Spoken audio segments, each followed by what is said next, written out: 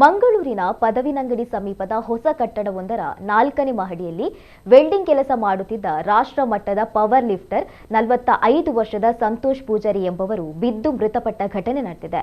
ಉಳ್ಳಾಲ ಧರ್ಮನಗರ ನಿವಾಸಿಯಾಗಿದ್ದ ಸಂತೋಷ್ ಪೂಜಾರಿ ತೊಕ್ಕೊಟ್ಟು ಶಕ್ತಿ ಭಾರತ್ ವ್ಯಾಯಾಮ ಶಾಲೆಯ ಸದಸ್ಯರು ಕೂಡ ಆಗಿದ್ರು.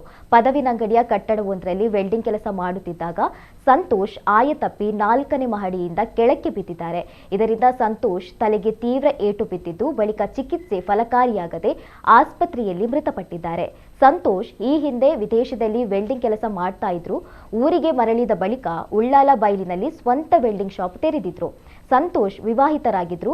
ಮೃತರ ಪತ್ನಿ ವಿದೇಶದಲ್ಲಿ ಉದ್ಯೋಗದಲ್ಲಿದ್ದಾರೆ. ಒಮ್ಮೆ ರಾಷ್ಟ್ರ ಮಟ್ಟದಲ್ಲಿ 1 ಬಾರಿ, ರಾಜ್ಯ ಮಟ್ಟದಲ್ಲಿ 3 ಬಾರಿ ಪದಕ ಸಂಪಾದಿಸಿದ್ರು. ಜಿಲ್ಲಾ ಮಟ್ಟದ ಸ್ಪರ್ಧೆಯಲ್ಲೂ ಚಿನ್ನದ ಪದಕ ಪಡೆದಿದ್ರು.